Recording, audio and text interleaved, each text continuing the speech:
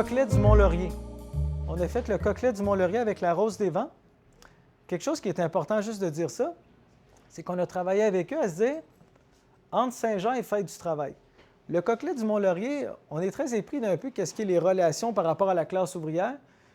Bien, moi, je me parle sur... Bien, ça, c'était peut-être un peu plus quasiment personnel. Le seul temps où je pouvais avoir un repas avec mes parents, c'était généralement à la Saint-Jean, on prenait un petit break, puis l'autre fois, c'était à la Fête du travail. C'était comme pour marquer deux fêtes de la classe ouvrière d'un moment familial. Puis là, on s'est dit, ça serait intéressant d'avoir le coquelet du Mont-Laurier, puis dire, le coquelet du Mont-Laurier, là, c'est éphémère. Voilà la saison du coquelet de Mont-Laurier. Fait que là, quand le coquelet du Mont-Laurier sort, les gens dans le resto sont comme, je le veux, je le veux, je le veux. Puis après la fête du travail, je le veux, mais il n'en reste plus, mon homme, il faut que tu attendes jusqu'à l'année prochaine.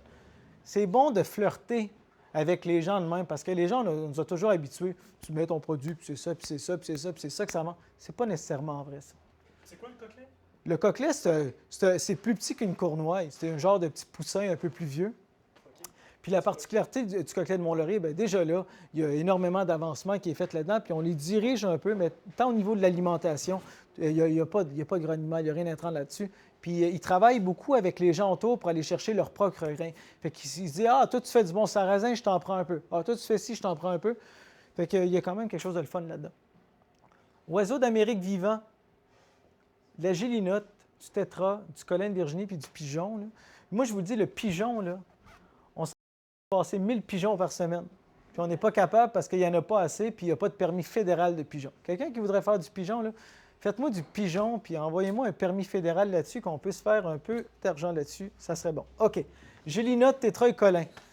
Je ne comprends pas qu'au Québec, on va se retrouver avec plein de perdrix, plein de ci. Puis quand on regarde vraiment à la base, c'est même pas des perdrix qui font partie de notre patrimoine naturel.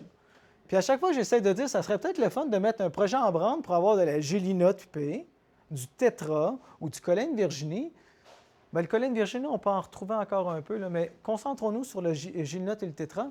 On me dit, ah ben non, vous savez, avec les agents de la fonte, c'est pas correct, puis ces affaires-là, puis vous savez, les maladies.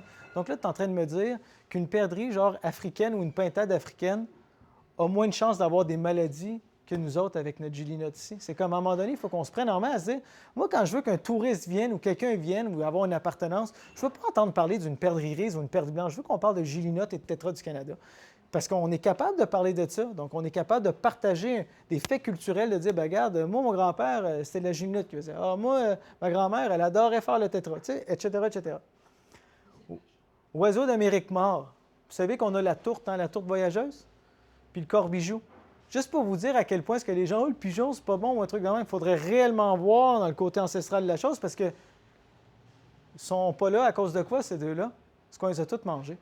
C'était fou, là. Ils sortaient les volières, puis tout le monde se pognait dans les trucs là-dedans. Il y avait vraiment un engouement pour les petits oiseaux. Mais en tout cas, carcasse sur rien. Hein?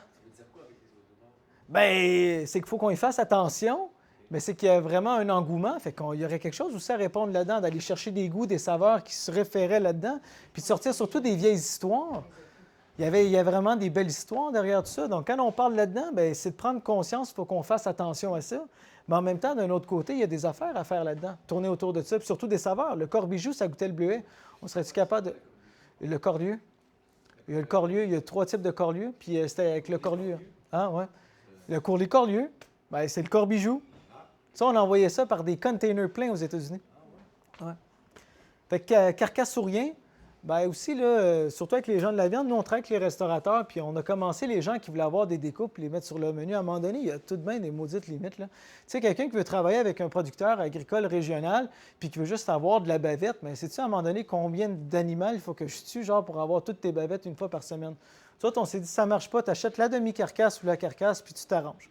C'est important pour les restaurateurs aussi de comprendre aujourd'hui, puis d'avoir une discussion, puis un dialogue où les gens se disent, ben, regarde, tu vas utiliser cette partie-là cette journée-là, tu utilises cette partie-là cette journée-là, puis il faut que tu apprennes. Parce que sinon, c'est quoi? C'est des frais, c'est de tenir du stock, c'est de ne pas être capable de passer d'autres trucs. Puis là-dedans, bon, ben c'est ça, ça tombe un peu à faire boucherie. Donc, entre Saint-Jean et Fête du travail, carcasse sur rien, faire boucherie. Au Québec, les gens faisaient boucherie quand c'était le temps de tuer le cochon, quand c'était le temps de n'importe quoi. On utilisait le sang, on le mettait de côté, c'était des fêtes ou un truc de même. Je pense qu'il faut qu'on revienne dans ce côté-là. Puis surtout, de la restauration, il n'y a aucune excuse.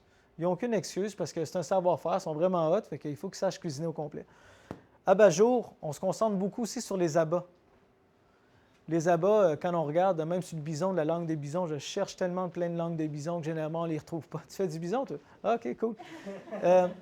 Il y avait des recettes de bison fumé qui étaient extraordinaires. On serait capable de faire des charcuteries régionales extraordinaires avec ça.